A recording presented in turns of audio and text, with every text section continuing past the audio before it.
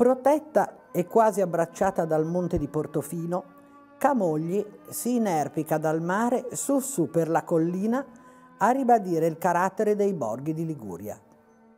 Siamo nel Levante ligure, poco lontano da Genova, e il castello della Dragonara ricorda il potere dell'antica Repubblica marinara attenta a sorvegliare il territorio da mare a monte. Così, percorrendo i Carruggi, il paesaggio appare nel suo tipico aspetto. La chiesa, dedicata alla Madonna Assunta e a Prospero e Fortunato, santi maggiormente legati alla leggenda che alla storia, sembra giunta lì, a riva, come spinta dal vento e dai marosi ad arenarsi sugli antichi bastioni. Il porticciolo, che in tempi lontani accoglieva natanti destinati al piccolo cabottaggio, naviganti randa a randa lungo le coste in direzione di Genova, Napoli o Marsiglia, rinnova la promessa di approdo sicuro.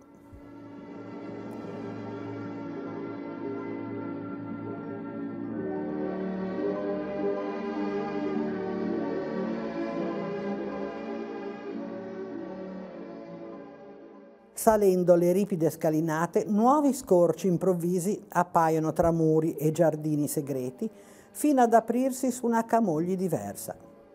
È la città dei 1000 bianchi velieri, dei grandi capitani, degli armatori, che resero famoso il borgo marinaro nel mondo, a testimonianza di una marineria che dal secolo XIX ha percorso tutti i mari. Resta oggi il Museo Gio Bono Ferrari, museo marinaro intitolato allo storico scrittore e raccoglitore delle documentazioni e dei ricordi dei cittadini.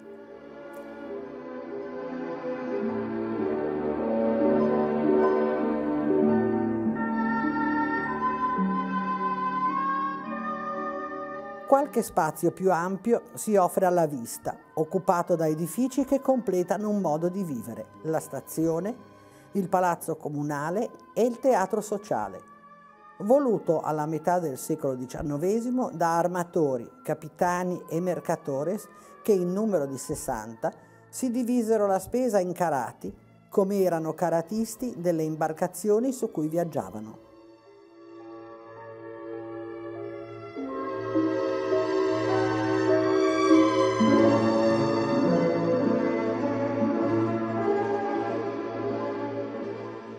Ma il cuore di Camogli batte nelle piccole strutture, spesso nascoste ed addossate in luoghi che, pur trasformati nel tempo, conservano nel nome il ricordo di storie lontane.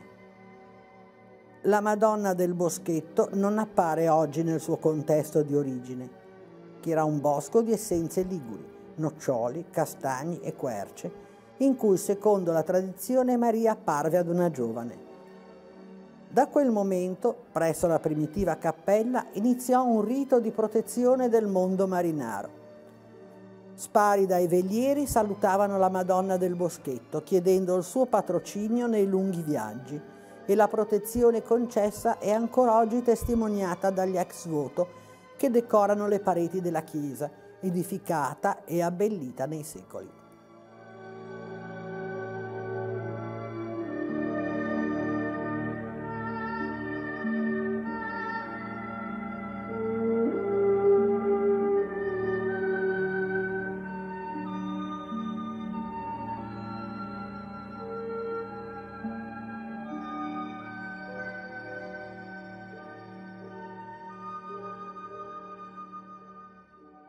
L'intero mondo marinaro rende omaggio alla città di Camogli, ai suoi capitani, ai suoi giovani naviganti formatisi nel tempo, dal 1875 all'Istituto Nautico Cristoforo Colombo. Il giorno di Pasqua del 1992, il saluto di 1000 bianchi velieri durante le celebrazioni colombiane ha reso omaggio alla città, alla lunga storia dei naviganti, alla tradizione di assistenza che continua nella casa Giovanni Bettolo per marittimi a riposo.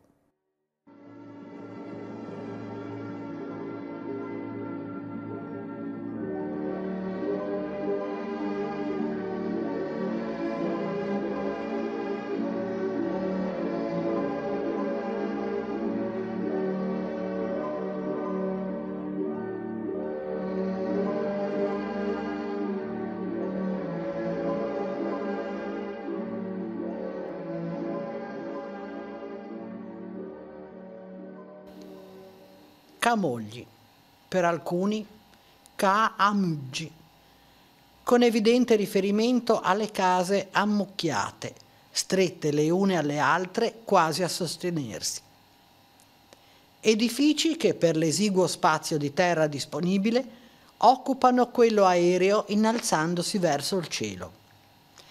Edifici in cui gli appartamenti somigliano ai ristretti spazi riservati ai marinai sugli antichi velieri, ritagliati a fruire di ogni spazio interno disponibile, ma sempre con l'occhio delle finestre e dei piccoli balconi volto all'infinita presenza del mare.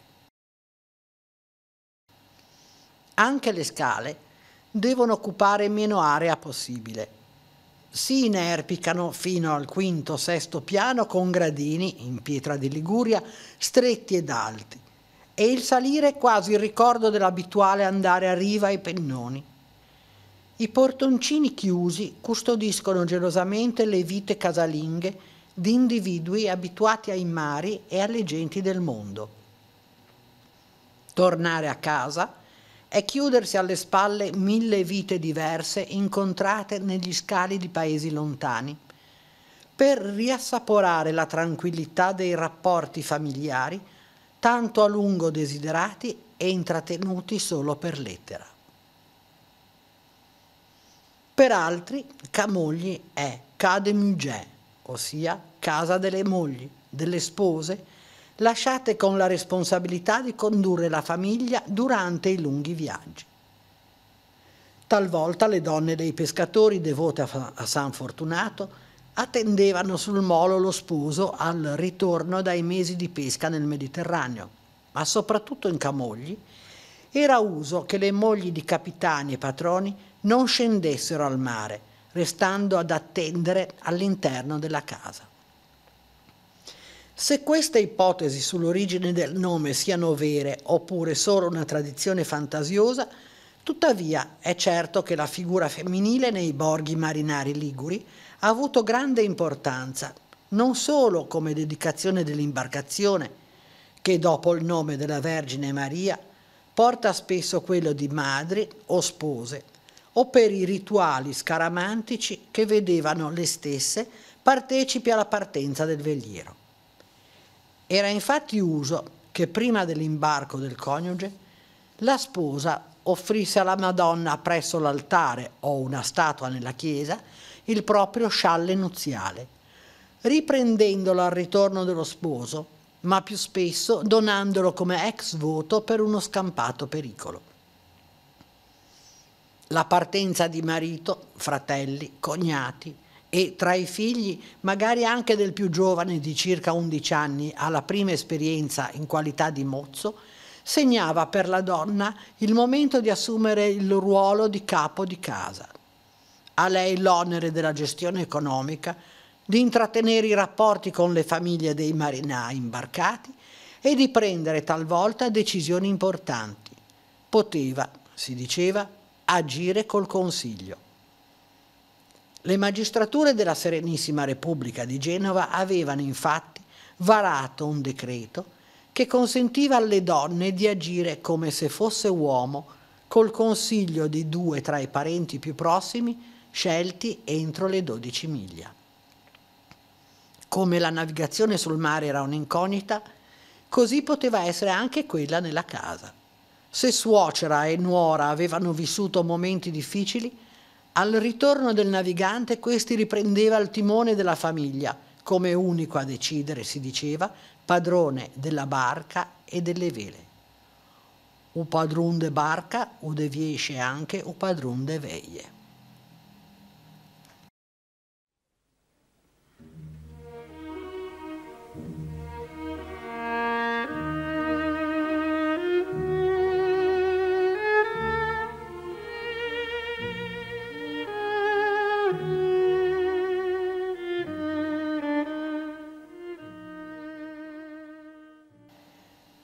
Modellini di navi, navi in bottiglia, tavolette, tele dipinte, costituiscono l'iconografia della devozione popolare manifestata dai naviganti. I pericoli della navigazione, il rischio della morte in mare, accentuavano nel marinaio il desiderio di una protezione superiore. Nelle stelle, punto di riferimento notturno per il navigante, si manifestava la figura di Maria, definita da San Bernardo stella del mare alla quale il pellegrino deve costantemente guardare per non perdere la rotta. Anticamente Maria era ricordata anche con il titolo di Stella Diana. Ave Maria, stella di Anna, defendene da peste, fame e guerra, ed ama la gente strana, dall'infortunio d'umà e da morte subitana, e da morte subitana sarvene vu Maria, stella Diana. Così recita un'antica preghiera dei marinai, i quali erano soliti al calar della sera riunirsi in preghiera prima del turno di guardia della notte. Era compito del mozzo, accendendo la lampada presso la bussola, pronunciare le parole: «Iddio dacci una buona notte di navigazione, possa la nostra nave fare una buona traversata col capitano, il padrone e una buona compagnia». Seguiva poi la recita del Padre Nostro, del Credo e dell'Ave Maria. Per altri il tramonto vedeva la recita del Rosario con invocazioni rivolte ai santi preferiti, San Simone e Santa Barbara per avere la protezione dai fulmini e dalle saette, e soprattutto San Nicola. Erano questi rituali destinati a sconfiggere la notte sul mare, piena di terrori, di mistero e popolata da mostri immaginari che arricchivano i racconti dei marinai. Allora si giurava di aver visto le sirene, gli uomini pesce, di aver osservato mostri giganteschi o sentito le anime dei morti che tornavano sulla nave, identificate nei fuochi di Sant'Elmo, presagio di sventura. Se momenti di preghiera scandivano la giornata di navigazione, all'alba una liturgia secca, detta messa secca, con invocazioni a Maria. A mezzogiorno altra preghiera con richiesta di buon viaggio e venti favorevoli. Molti rituali pagani erano propiziatori di una buona navigazione. Nei lunghi periodi di bonaccia si attuava il consiglio dei venti. I marinai sedevano in coverta in un ordine ben preciso e solo il più abile restava in piedi stringendo in mano un'immagine o una statuetta di Sant'Antonio. L'appendeva ad una sartia e nel silenzio faceva constatare al santo l'assoluta mancanza di vento. Alla sua muta implorazione si univa quella dei compagni. All'improvviso il marinaio che era in piedi stendeva il braccio verso il mare. A questo segnale tutti intonavano: «Sant'Antonio, Sant'Antonio, hai la barba d'oro, se ci mandi il vento in poppa, ma se non ti ricordi di noi, l'hai di stoppa». Se il vento non si alzava, l'immagine del santo restava appesa a testa in giù. I marinai, attenti a rispettare le feste dei santi protettori e i digiuni, credevano all'influsso delle stelle e ai giorni sfortunati nei quali non si doveva svolgere lavoro né sulla barca né a terra. Il 1° aprile, perché in tal giorno Caino uccise Abele e quello fu il primo sangue versato nel mondo. Il 1° agosto, perché in tal giorno Giuda cominciò a tradire Cristo. Il 13 dicembre, perché in tal giorno fu distrutta Gomorra. Più altri 32 giorni ripartiti nell'anno secondo il calendario e legati alle celebrazioni dei patroni del paese.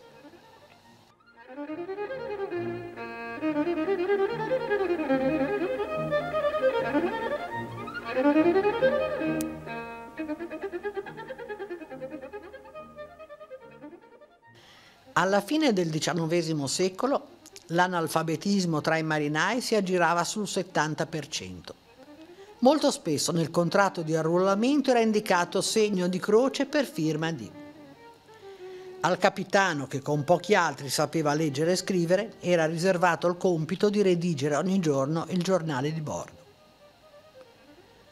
2 maggio 1875 viene inaugurato l'Istituto Tecnico Nautico di Camogli con il compito di preparare i giovani alla navigazione.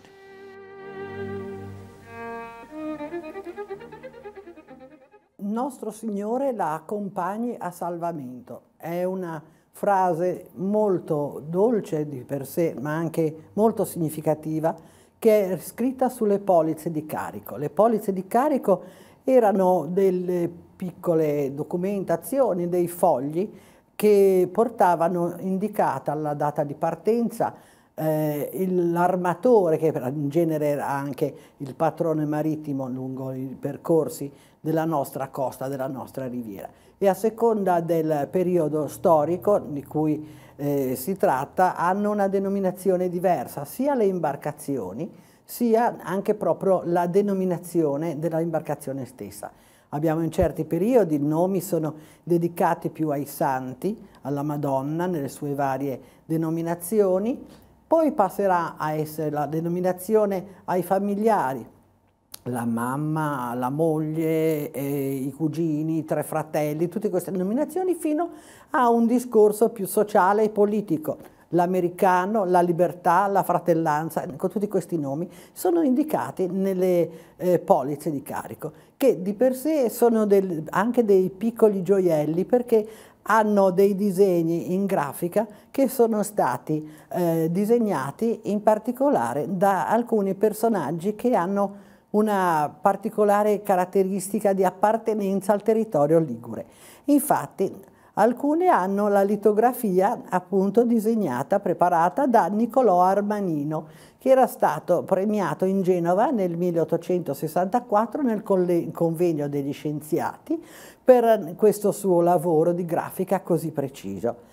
E l'incisore di alcuni di questi disegni, di queste grafiche, è Antonio Roggerone, che fu incaricato per tantissimo tempo, tra il 1820 e il 1861, di riprodurre il dritto delle medaglie d'oro che venivano indate in premio all'Accademia Ligustica di Belle Arti di Genova. Quindi sono proprio anche questi disegni molto particolari e ci richiamano anche alla nostra vita, al nostro territorio. Se noi vediamo questa, ad esempio, qui noi abbiamo le imbarcazioni e tutte le mercanzie che si trovano addossate sul molo del porto. Ecco, possiamo vederla un pochettino, le mercanzie addossate sul molo del porto. Oppure avremo anche disegnato il Porto Franco, perché anche molti dei collegamenti avvenivano con Livorno, che Livorno era dalla prima metà dell'Ottocento fino all'Unità d'Italia più o meno, rimane un porto franco molto importante. Ma quello che c'è di interessante è appunto nella indicazione di queste imbarcazioni, la nominazione che c'è, molto spesso porta indicato sardo oppure nazionale. Cioè siamo in 2 periodi storici diversi. Il periodo in cui ancora noi abbiamo una Liguria appartenente al Regno di Sardegna e quindi le barche sono sotto la denominazione di barca sarda. Quando passeremo poi al Regno d'Italia sarà l'indicazione di barca nazionale. E quello che è interessante è che molto spesso il carico trasportato è diviso in colli ed è portato per diverse persone, è un trasporto, diciamo, cumulativo sull'imbarcazione. Quindi vi è anche la sigla di coloro che erano incaricati di caricare queste merci per conto di qualcun altro, quindi questi corrieri, no, che caricavano le merci. E non era detto che il patrone della barca fosse una persona capace di scrivere.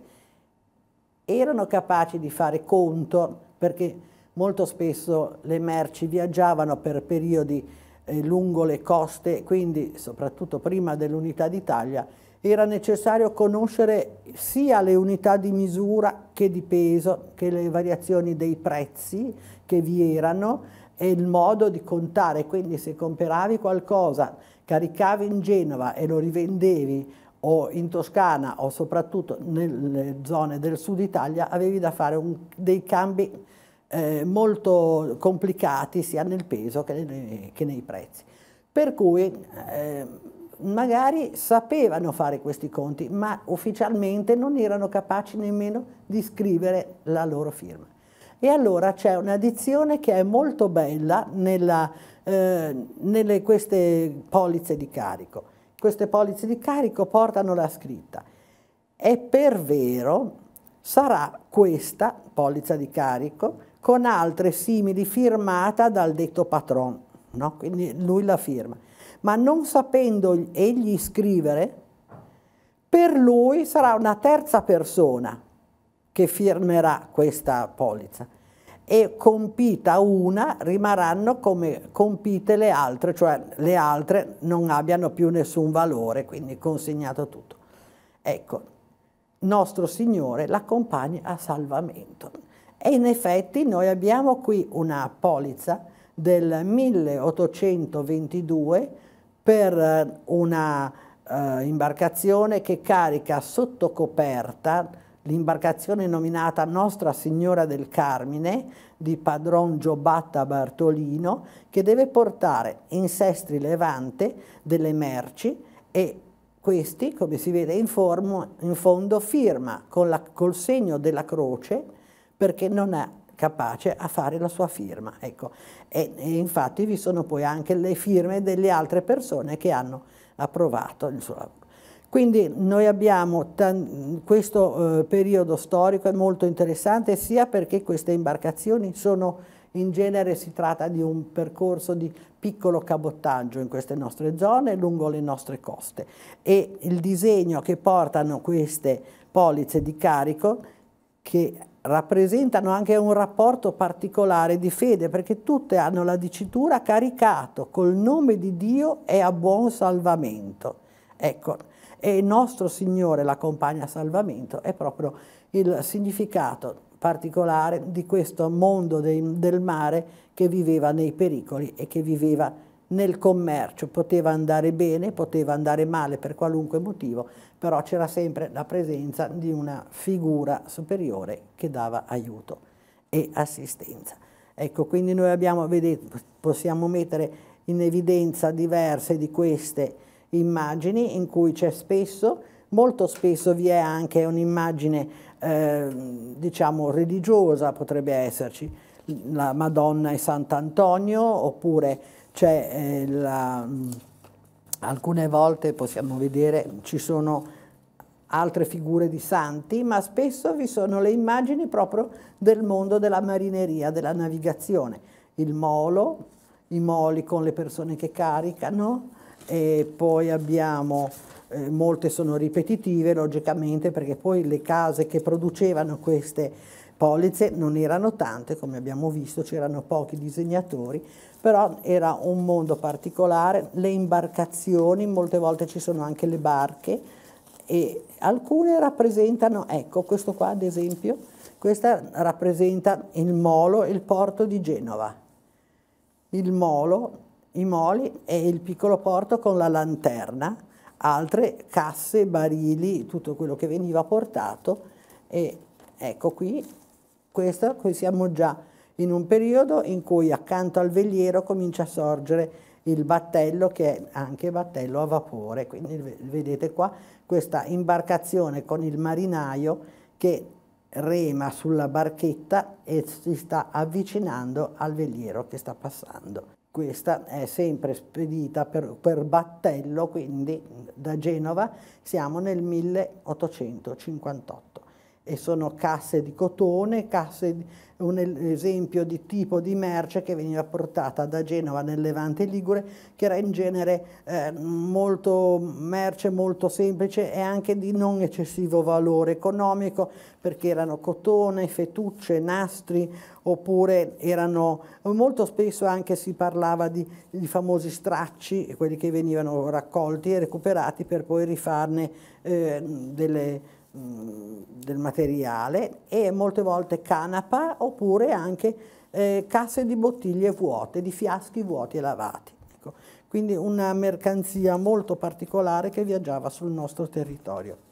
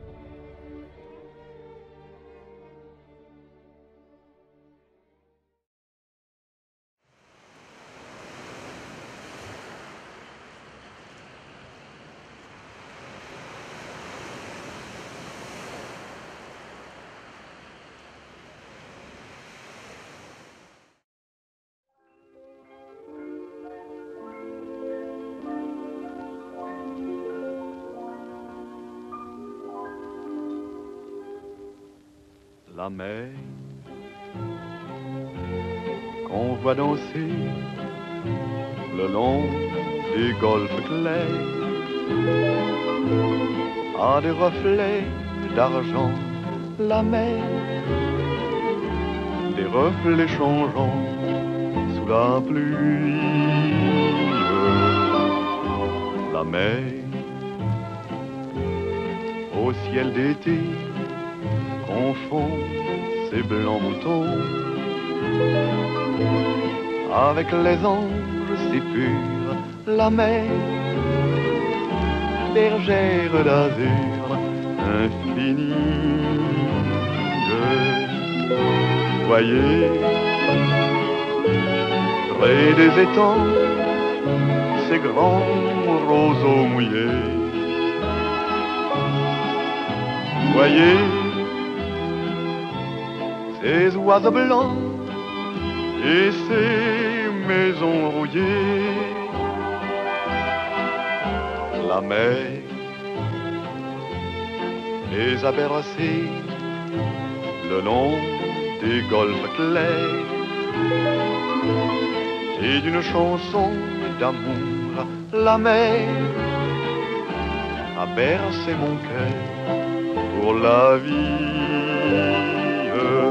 La mer qu'on voit danser le long des golfes clairs a des reflets